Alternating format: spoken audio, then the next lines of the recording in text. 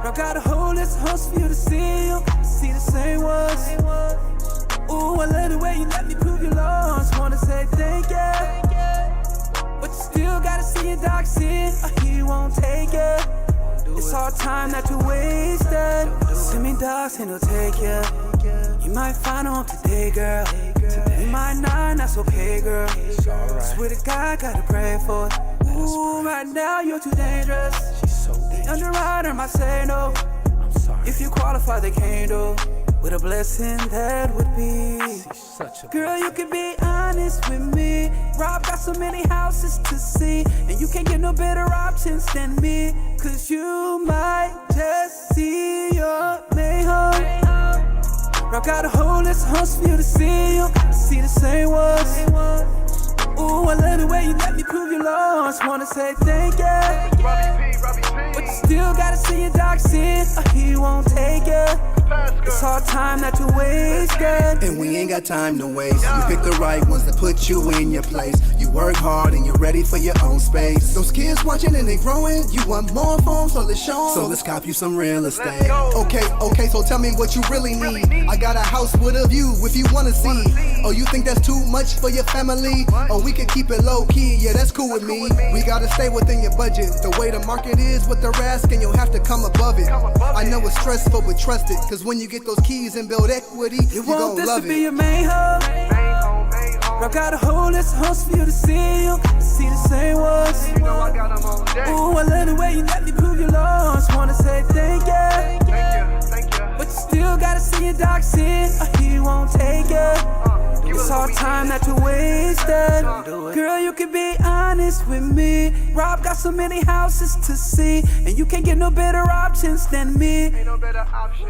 Get that line, baby, listen. Girl, you can be honest with me. Rob got so many houses to see, and you can't get no better options than me. You might just see your main home. Hey, what's up, everybody? We just wanted to let you know that your first home doesn't have to be your dream home, but it can absolutely be your main one. So if you want to find out what it takes, hit up Robbie Pasker at 419-499-3027 or myself, Dion Westbrook, at 858-382-0856, and let us get you into your main home.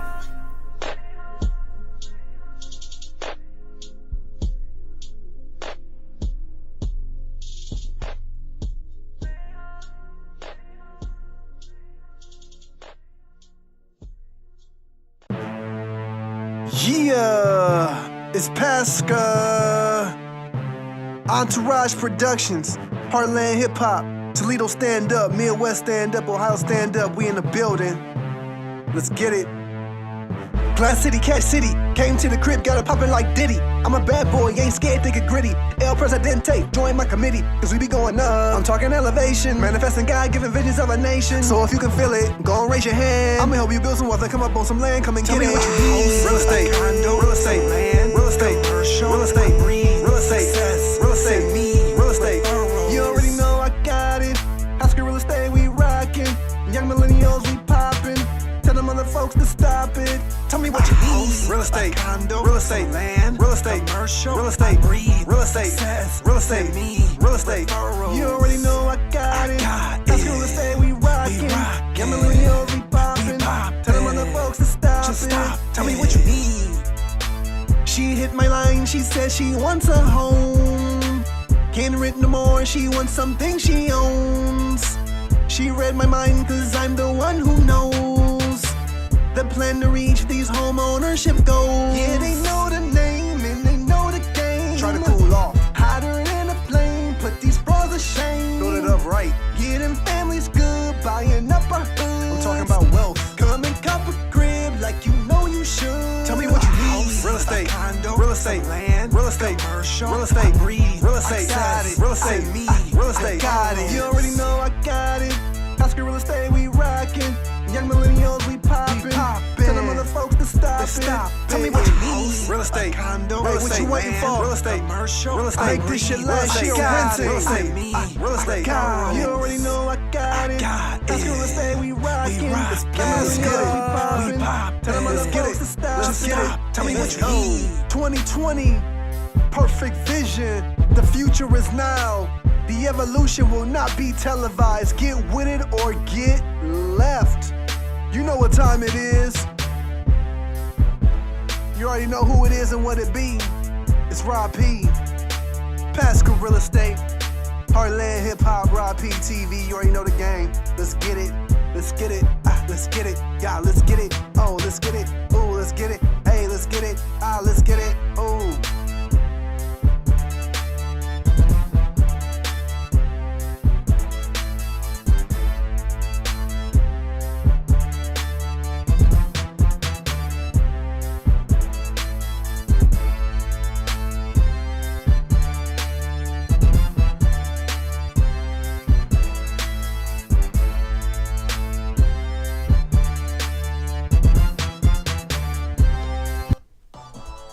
Yeah, what's going on, good people? You know what time it is. You know what time it is. I'm late. But I'm going to tell you what, I had some technical difficulties, but guess what?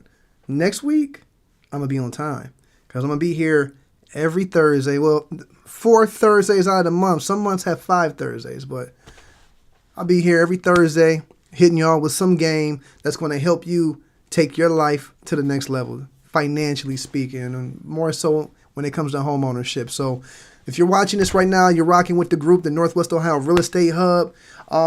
It's a new thing. I've had a group for a long time, but this one, the last group was private, and we're about to have so much good stuff going on that it doesn't make sense to keep this group private. So I had to make a new one to make it public. So if you're rocking with me right now, let me know you're rocking with me right now. Let me put a 1 in the chat. If you're rocking with me right now, if you're rocking, put a 1 in the chat. Because I got some game for y'all, but I'm only going to spit it if it's some people in here that want the game. And do me a favor, share this. Like, share, comment. Let me know you rocking so we can get this pushed out to the algorithm. Invite some people. Let's get it going. So who rocking with me? Let me see. Who rocking with me? I want to see. I got my people with me. All is well. It's going down. It's definitely been going down. The market is picking back up. It's been going crazy. The buyers are out here right now, and I'm happy to say that we've had four different buyers go under contract within the past week. And so to be able to say that in this market right now is a beautiful thing. So that just gives y'all some hope that it's still possible. It's possible in this market despite everything that's been going on. So shout out to Tanya Simmons. Tanya Simmons is in the building. Miss Simmons, what's happening? I hope all is well. Manuel Mathis, my guy, what it do? Y'all do me a favor. Y'all like, y'all share, y'all comment, and we're going to get into it. Let me actually,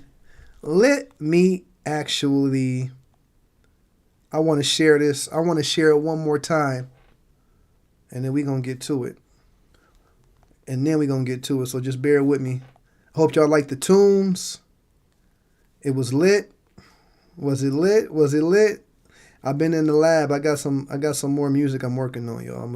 I'm dropping the project for y'all. So, all right. But with that being said, let's talk about today's topic. We talk about credit. Credit. What is credit? Credit. Everybody know what credit is, or they don't know. They know of credit, and so if people knew what credit was, I think people would be more likely to use credit for what it's supposed to be used for, which is to help you acquire assets to make your life better, take life to another level. Ultimately, that's what you should use credit for. Some people use credit for emergencies, and that's how they get themselves in trouble. So I'm a firm believer that cash is king and credit is power. Let's get into it. There we go. Cash is king and credit is power. Remember that. You heard it here. Cash is king, but credit is power. And so, everybody knows cash. We love cash. You put cash on the table, somebody's going to take that cash every time. But when it comes to the credit allows us to keep our cash while we still are able to purchase assets that will take our lives to the next level. So I always use the example of the $100,000 house. If you have the money, you can go right there and then. If you got $100,000, you can take that and you can go buy a house with that $100,000. You can't beat that. You got a house, that's a good investment, $100,000. But, and that's it. Now, the home will appreciate. That's the beauty of home ownership. It appreciates. Yes, you'll get the tax advantages. You get you won't, if you buy it, with $100,000, you won't have a payment. You still pay taxes on it. You'll still pay taxes and insurance on your property. So you still got a little bit of a payment, not principal and interest. But yeah, that's it. You get the appreciation, the tax advantages, and the stabilization of the payment. But what if you were to take that payment, that $100,000,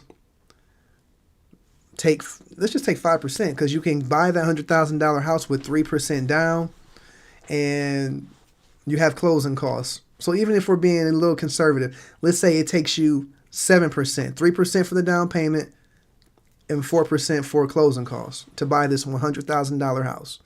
You still have $93,000 left over that you could use to go do what you need to do, to invest in other things. So think about it like this.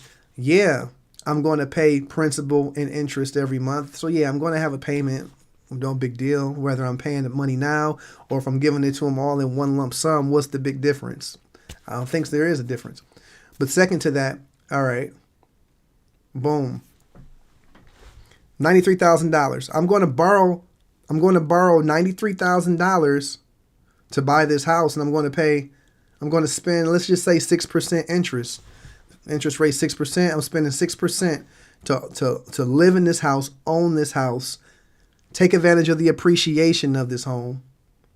In addition to that, I'm getting the tax advantages of this home. I'm getting all the benefits of owning, and it could, because I do own it, but I use somebody else's money, though I'm paying 6%. So now I'm going to take that 93%. I'm sorry. I borrowed 97% because I only put 3% down, but I have $93,000 left over. I'm going to take that $93,000 and go invest it into something that's going to bring me 10,000 or 10%, 12%, 15% year over year. And so by using somebody else's money, quintessentially what I'm doing is I'm putting myself in position to build wealth. Because otherwise, yeah, I would have got the appreciation had I sunk my money into it. But now I still get the appreciation. I still get the tax advantages. But the big difference is now I still have my cash that I can use to invest in other assets. So if you rocking with me right now, if that makes sense, type in the chat power. Let me put in the chat power. And when I see some power in the chat, I'm going to go ahead and move on. I'm going to move on to the next. I'm going to tell them, because I'm giving y'all some game right here. I'm giving y'all some nuggets, the things that I think about. Now, I talk about this stuff. I talk about it at my homebuyer education workshop that I do about once a month. And it's powerful. It's a powerful thing. It's a powerful thing, these things here. But if you use it correctly, you can set yourself up, set your family up, and you can change your family's lives. Shout out to Tanya Power, Manuel Power. That's what I'm saying. Cash is king, but credit is power. So let's get into it. Let's get into the next one.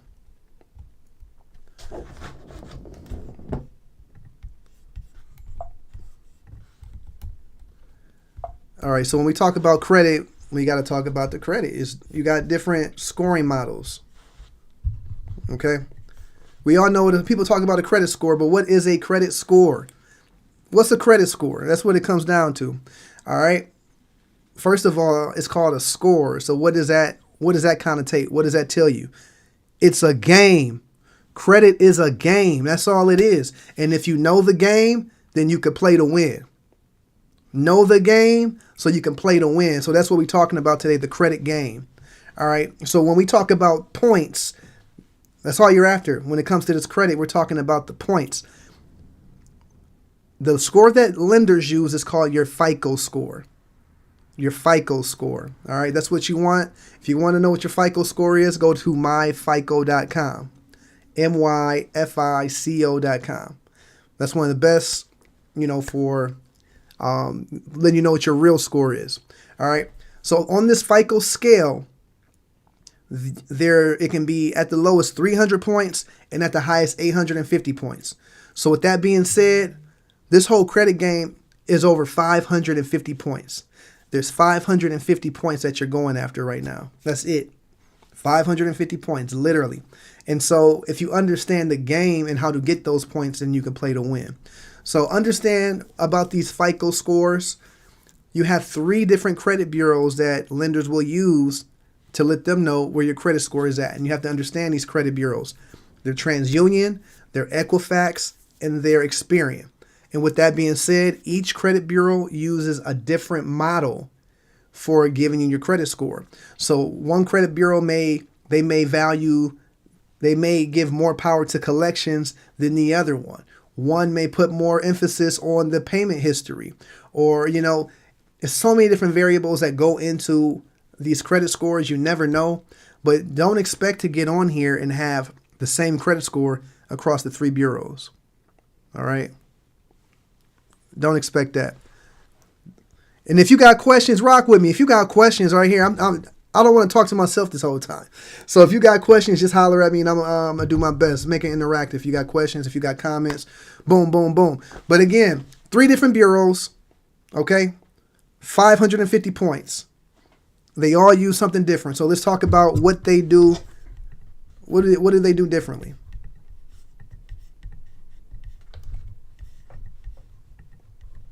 Yep. My guy Manuel know what's up. TransUnion, Equifax, and Experian. Those are the ones. Those are the ones. Hold on. Here we go.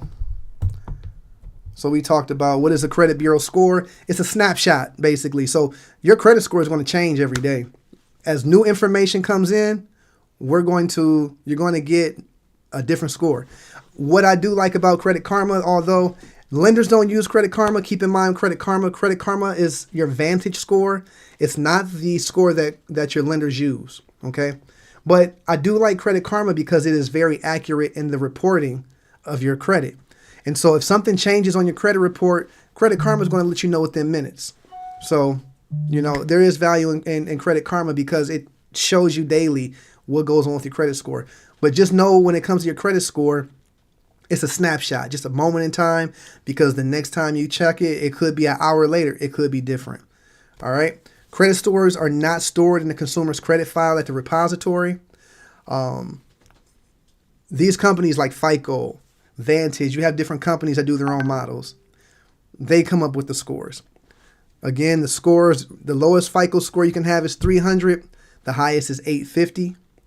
And to get these points, there are 5 different reasons that you can get points.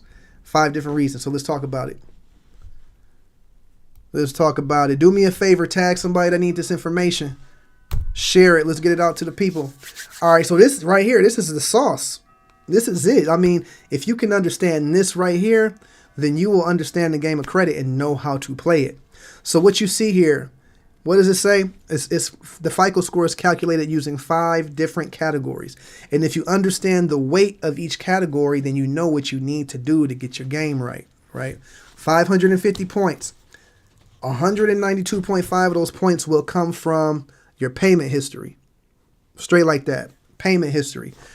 That's 35% of your credit score. So keep in mind, paying your credit bills on time is the most effective way that you can build your credit score.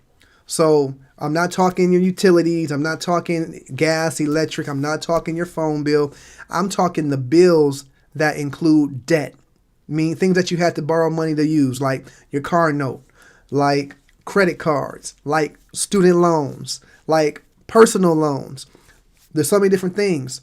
But your payment history, that's the most important factor of your credit right there. That's it. Point blank, period. Appreciate the tags, appreciate the shares, because this is information that we need to get out to the people. My people perish for a lack of knowledge. They perish for a lack of knowledge, and that's why I'm bringing it to y'all today, so we don't have any excuses. So, boom, payment history. Pay your things on time. It's as simple as that. 192.5 points. You need that. Now, the second most important factor is your credit utilization ratio. This is amounts owed. I call it credit utilization ratio. Shout out to my man, Robert Biggs, RB3. It's RP3, Realtist family in the building. Realtors Family Blue Heart. Shout out to Faye Smith, one of my favorite lenders in the building. My second vice president in the building. But I digress. I see my people. I got to show love. But with that being said, the amounts owed, the credit utilization, you got to keep them under certain ratios in order to get the points. So if you want to maximize your points, I'm going to tell you this and then I'm going to revisit it. If you want to maximize your points by using credit cards, which is important, you got to keep those balances low. And when I say low, you want to keep them under 10% to get the most points per month for using these cards. If you can't keep them below 10%, keep them below 30%. Below 30%, you'll get positive points. Below 10, you'll get the most points that you can get. So that information, do with it what you will. That's 165 points. So that's those two right there are the majority of your score. And I'm going to get through this and then I'll do Q&A towards the end here. We're going to really break it down. 15% of your credit score is the length of credit history, how old your accounts are. The older your account, the more points it's going to be worth because every month you're going to get points for using these accounts. So it accrues.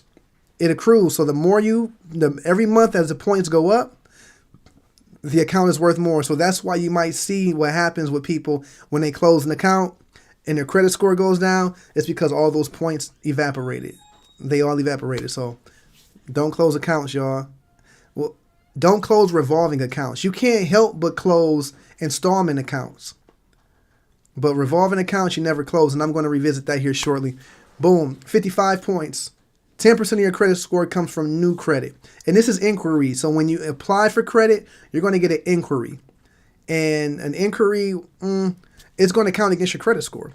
So that's why you want to be strategic about when you apply for credit. So if you don't have inquiries, you're going to have automatically 55 points.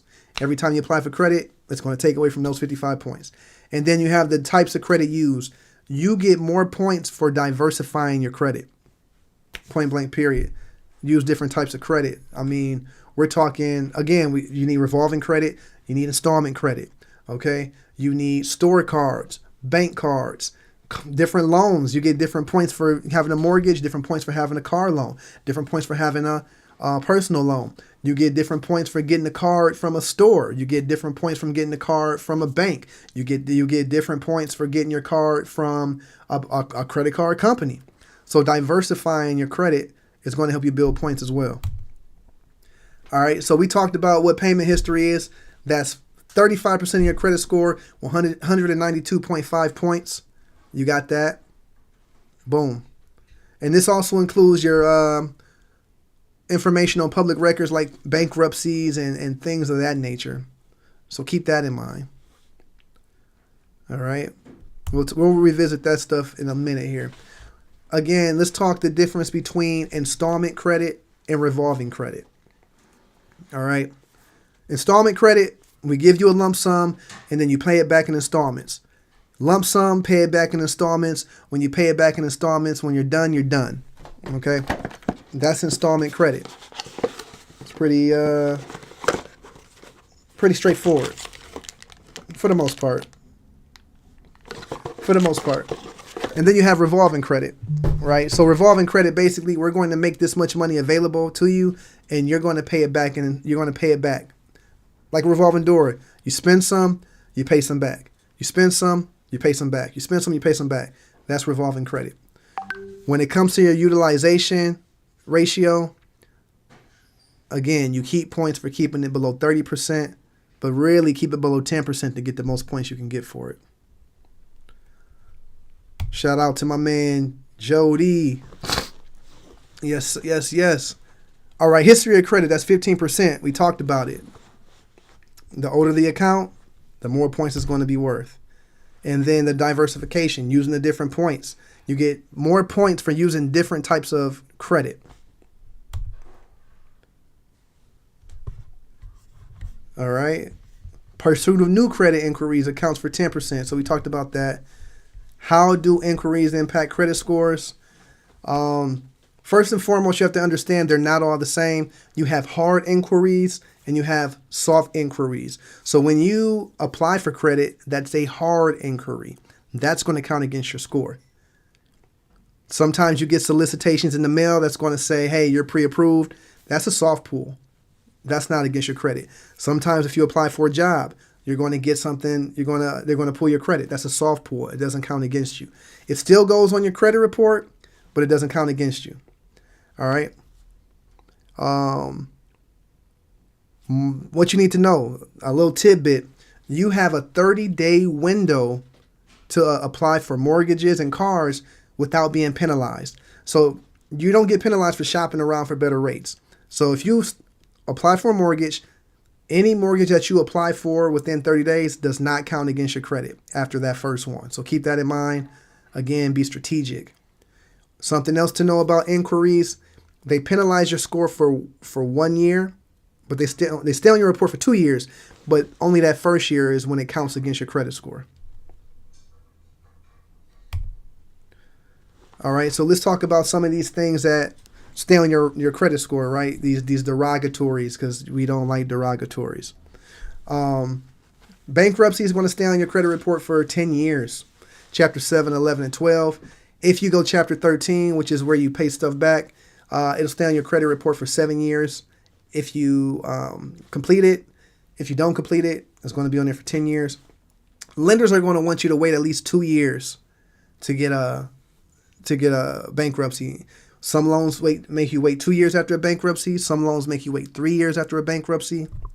Some loans make you wait 4 years after a bankruptcy. So just when you get there, you visit it. Judgments. Yes, those stay on your credit reports for 7 years if you get sued. Foreclosures, if you lose your house, that stays on your credit report for 7 years. Collections, if they don't get paid, they stay on your credit report for 7 years. If you have tax liens, you don't pay them, 7 years. If you have tax liens and you pay them, they're going to stay on your credit report for 7 years. If you have tax liens and you don't pay them, they stay on your credit report forever. Trade lines, if you close them, they stay on your credit report for 10 years. If they're closed, they stay on their credit report for, if you don't pay them and you close it, it stays on your credit report for 7 years. Charge-offs, you didn't pay something, they charge it off and wrote it off, 7 years. Inquiries, 2 years. Okay, so sometimes you'll get different discrepancies between the two. Sometimes having different names, of a maiden name, a married name, using a middle name sometimes and not using the middle name sometimes, you'll get 2 different scores. What happens if you don't have a score? Some people don't have a score. Their credit is very thin is what we call it. So you can have thin credit when your credit report contains no accounts older than 6 months. You got fresh credit. Your credit report has no activity within the last 6 months. You haven't done anything, so you don't have a score. Subject social security number is associated with the death master list, or you can have a dispute in progress and the file is locked for review. So those are all reasons to have no score. So let's keep going here. Let's give me one hot second. Give me one hot second here. One hot second. Bear with me. I'll be right back.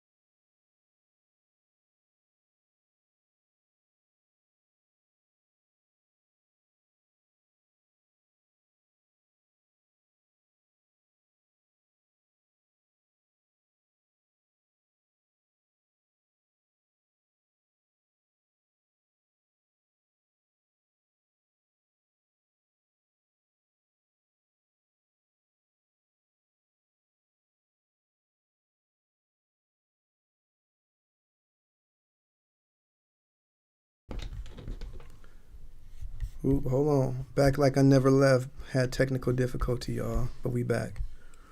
We're back like I never left. I had to go get a battery. Don't mind me, y'all. Don't mind me. Don't mind me. Don't mind me. If you're still rocking with me, did you miss me? Let me know if you miss me. Let me know if you miss me. Or maybe don't let me know, you know. Let me go ahead and answer a couple questions because I know my man Manuel had a good question here, and I wanna get to it. I want to get to his question. So he says, I'm wondering if you can shed some light onto a particular situation. Let me do this here. Boom.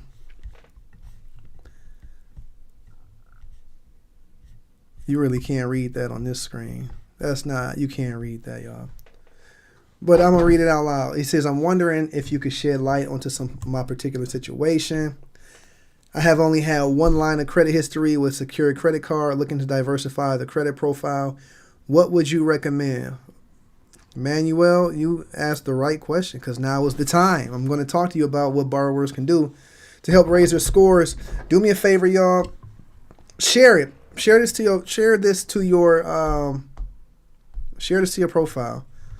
Because this is the game right here. I'm going to really break down. I just gave you the rules to the game. So as long as you understand the rules to the game, now let's talk strategies.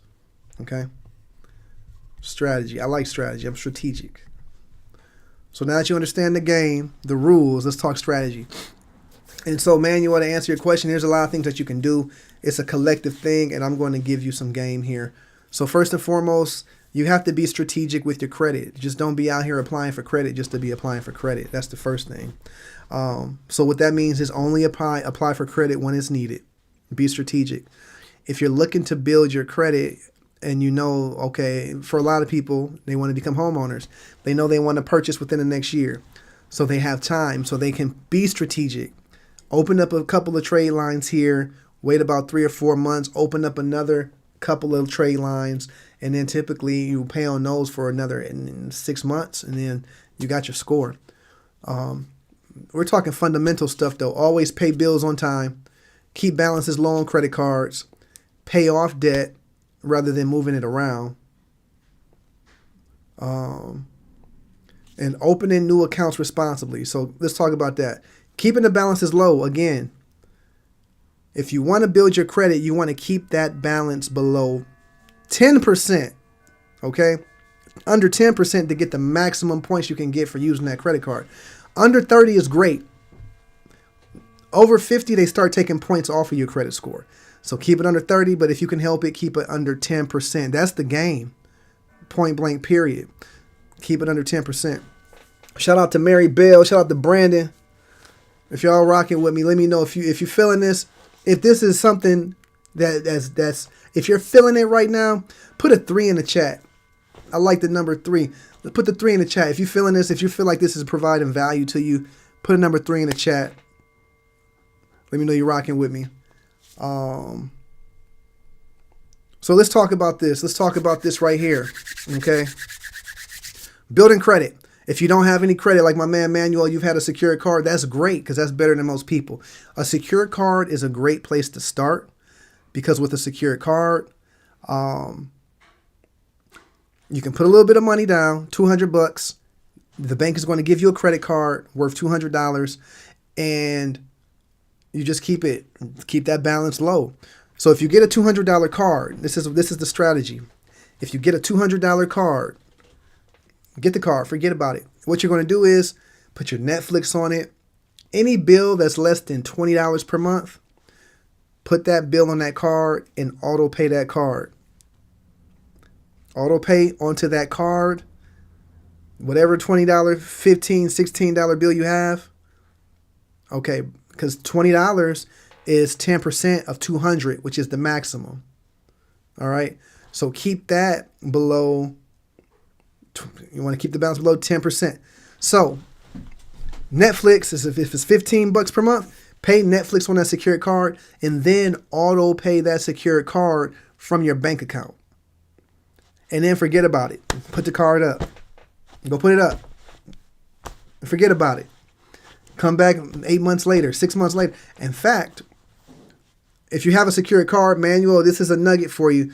After about 6 months of using that card, go back to the bank and tell them you want to make the card unsecured, and then you also want to raise the limit.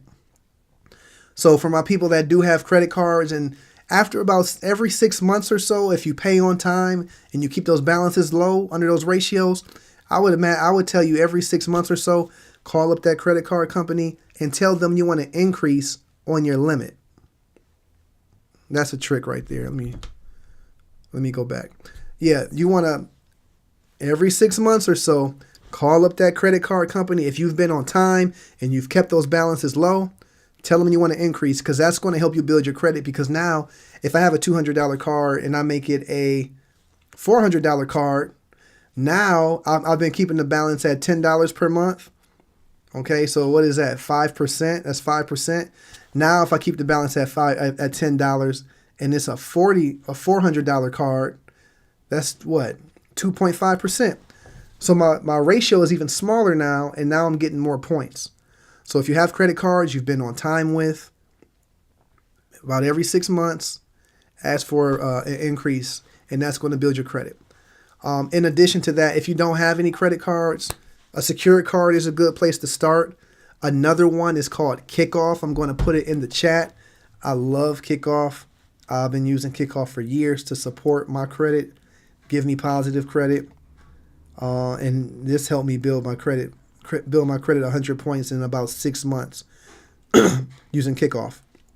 So let me tell you a little bit about Kickoff after I put the link in the chat for you. I'm going to put the link out there for y'all, because sharing is caring, and I'll be sharing. Yeah, I'm putting this Kickoff. So basically with the Kickoff, you sign up, and it's a revolving line of credit. And with that revolving line of credit, boom. Yeah, with that revolving line of credit, it's $20 a month. And what you do with it?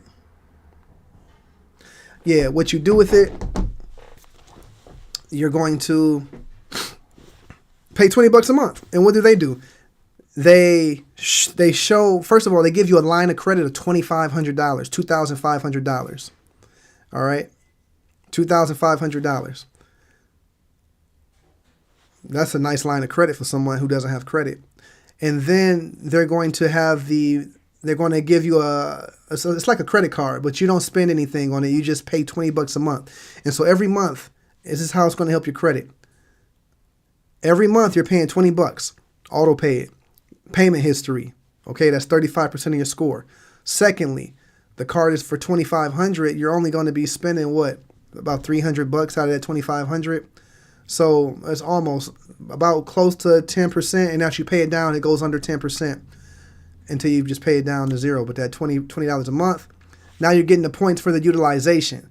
So you're getting 35% of the points because you're getting your score. You're making your payments. Boom, boom, boom. Now the ratio is super low. You're getting your points there. Boom, boom, boom, boom. Now, you never close it. Don't close your Kickoff account. I don't recommend closing your Kickoff account. And the older it is, because the older it is, the more points it's worth. Keep it going. Boom. And now you're diversifying because now you have a new revolving line of credit. Boom. And then if you want to take a step further, Kickoff also offers installment loans. Okay, where you agree to pay this much per month. And then you pay it, and at the end of the term, they give you your money back, right? Which is also like not Kickoff, Self-Lender. Self-Lender is another one that I recommend, and I'll put the link in the chat as well. But Self-Lender is just like Kickoff, only it doesn't. Self-Lender is the opposite. Self-Lender starts off with an installment account, so you pick how much you want to pay per month, as low as $25. You pay that per month. And then at the end of the term, they send you a check back with the money that you put in. And of course, you pay a little bit of fees, but it goes on every credit bureau. It goes on a report like you were paying back a loan. And so with Self-Lender, what you can do is after a few months, they'll offer you a secured credit card based off of what you paid into it. So now, if you do Kickoff and Self-Lender, you just opened up 4 lines of credit. You got 4 lines of credit. that you're paying on every month. Boom, boom, boom. And of course, be responsible. You need to budget this out because all these things should be on auto pay. So you don't have to think about it. So make sure it's in your budget when you do this. That's the first step. But with 4 accounts on time every month with great ratios, your score is going to jump month after month after month after month after month, especially if you're working to clean up the negative credit. Yeah. Negative credit. Let's talk about what you can do to clean up negative credit, because that's a big thing. Who's rocking with me? We got some people in the chat. So cleaning up negative credit. Okay, there's a thing. There's credit cleanup. There's credit repair. I'll just show you this because it's a real thing. You got to understand what you're getting yourself into out here. Yeah, you can pay somebody to build your credit. And actually, there are laws when it comes to having a credit cleanup company. They have to give you certain disclosures before you start your services. They can't, technically, legally, they cannot ask you for money before they perform those services. So, it's one of those things. If you have collections, I mean, yeah, of course, it looks better to just get them removed all the way. And there are ways to get them removed, which I'll talk about. But even if you just get them closed, that's going to increase your credit score just by getting them closed. And how do you close a collection account? Just by negotiating, okay? By negotiating. And when I say negotiate, what does that mean? If I owe this certain company, let's just say I owe them $300. I never turned in my box for my internet. They cut my service. I cut my service. I never turned in the box. I got a $300 collection on my credit report now. What can I do? Well, what I could do, first thing that I would do, I would send validation letters. There are laws, federal laws surrounding debt collection. And one of those laws is the Fair Debt Collection Practices Act. And what this says is that companies that collect debt as a business, they have to provide certain information if it's asked for them, if they ask for it. Okay.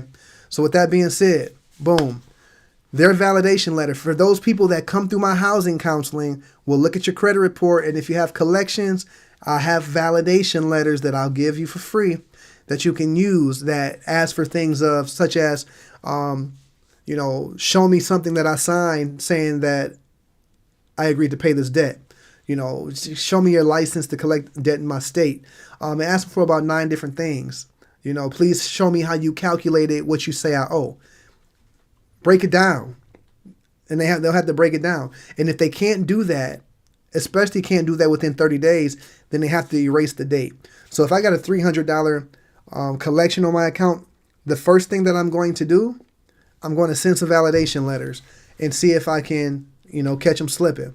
Because what happens is, yeah, I owe AT&T for this box, but AT&T sold that debt to another debt collector. And then maybe that debt collector sold that debt to another debt collector. So that by the time that I send my validation letter, hopefully this new lender or this new debt collector doesn't have all the paperwork in order. And if you catch them slipping, what you do is you send an intent to file lawsuit letter to the credit bureau saying that, hey, I requested validation. They did not give me what I asked for. Therefore, they're breaking the law by their non-response. And with that being said, I'm going to pursue legal action against them and any other bureau that's still reporting this. Credit bureaus, they don't want to be in any lawsuits. So that's what I would do for that $300. Now, let's just say it's a medical bill. Boom. I would send the same validation letter, and then guess what? It's a medical bill. So I'm asking them, show me how you calculated what you say I owe. Show me in something that I executed saying that I would pay this debt back. And if that company that's not the original creditor sends me something that says, oh, for any reason, shows any reason while I was at whatever procedure I got, why I was there, urgent care, hospital, if it shows any information about why I was there, they don't send me a HIPAA release with their name on it. They just violated my HIPAA laws, And if they violated my HIPAA laws, guess what? They got to get rid of it. And that's the beauty of it. So you just kind of, you catch them slipping. It is what it is. It's a dog-eat-dog world. They're trying to get money from you. You can fight it with a validation letter. Now, with that being said, it's just not guaranteed. Yeah, it's not guaranteed to work. So if it doesn't work, if all else fails, pay them. Pay them. If you got a 6 year, if you're in the 6th year of your collection, you maybe just let it ride out. But you want to purchase a home, you want to clean your credit up, you're trying to boost your score, settle that account. If I owe them $300, I'm going to call this. I'm going to get the information from my credit report. I'm going to call this company, and what I'm going to tell this company is, hey, this is Rob. This is my account number. Today, I've budgeted $125 to settle collections. This is the first company that I called. I'd like to negotiate a settlement to close this account. Will you accept $125 to close this account? And sometimes they'll be like, most times they'll say, let me go talk to a supervisor. And then they'll come back and say, we can't do 125, but can you do like 150, 160? And you can say yes, you can say no, but and if you say no, just say, hey, no, I budgeted 125 today. I don't want to be on the payment plan. If you don't accept this, I'm going to call the next creditor. And then, they go back to the supervisor and they may come back and accept it. And guess what? If that doesn't work, call back the next week because you're going to get somebody different. Settle it. Just close it. Yeah, it doesn't look as good as a pay for delete, but you can't guarantee. And that's another thing about, credit repair companies. They cannot guarantee results. So I say if you got to spend $800, $1,000 to give to a credit company to fix it up, that's $800, $1,000 that you should probably just keep to yourself and use that to build your credit yourself. Keep that money in your pocket because that's your earnest money. That's your earnest money when you go to buy a house. That's your inspection money when you go to buy a house. Yeah. So getting rid of negative credit, that's pretty much it. Send out your validation letters. Settle stuff and settle. Validation, settle. Yeah, you could pay somebody. Yeah, you can pay somebody to build your credit, but I say do it yourself. Save yourself some money. Yeah. So it's a lot of stuff out there. It's a lot of resources out there, but ultimately what I want to see is I want to see you all be great. And that's why I do what I do here at NID Housing Counseling Agency. We're a HUD approved housing counseling agency. We help people in the home ownership. We help people build wealth through real estate. We help people position themselves to partake in the industry. So we have a class coming up every 4th Saturday. I am facilitating a monthly homebuyer education workshop, and here it is. Boom. Keep in mind the location. We're going to switch up locations this month. I actually got a new office for NID. Shout out to T-Tech, offering all types of education, helping people in the careers. That's where the NID office is at, and that's where we'll be having our classes moving forward. But the next one is going to be Saturday, February 24th. It's from 10 to 3. You can come virtually or you can come in person. It's better in person because you get the vibe. I'm going to have some powerful real estate professionals, some realtist professionals teach you, the people that are in the streets that do this every day. They're going to come through and teach you, how to purchase a home, what you can do. So don't miss that, because there's no better place to be if you want to make this your last year of renting. Yeah. So I got a couple more minutes here. If you got questions, let me know. Because I'm here for them. Schedule, if you want to make this your last year renting and you want to get started towards getting that HUD home buyer certificate, which you can get through going through the home buyer education program, hit the link below. And that link, it says robpasker.com. Schedule a housing counseling session with me. Straight up. Schedule a housing counseling session. And we'll look at your credit. We'll look at your debt. We'll look at your income, expenses. And we'll put together a plan for you, breaking down exactly what you need to do to become mortgage ready. And that's the best thing. That's the best, honestly. It's the best thing that you can do. Don't be that person that gets on Zillow and starts liking houses, and then you go to an open house and the realtor tells you, hey, apply for this mortgage, and then get that application denied, and then get discouraged, and then you don't buy. Come to a housing counseling session first. Let's break it down and put together a strategic plan to make it happen. And I'm here for it. And it's free, y'all. Free counseling, y'all. And we'll look at your credit and put together a plan for y'all. So this is the first of my Thursday night workshops. I'll be here every Thursday.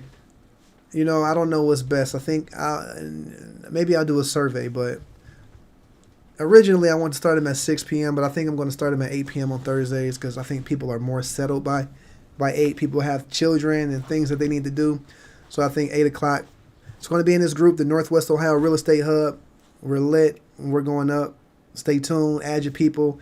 We got some good things coming for Northwest Ohio in 2024 and beyond that. So I appreciate y'all rocking with me.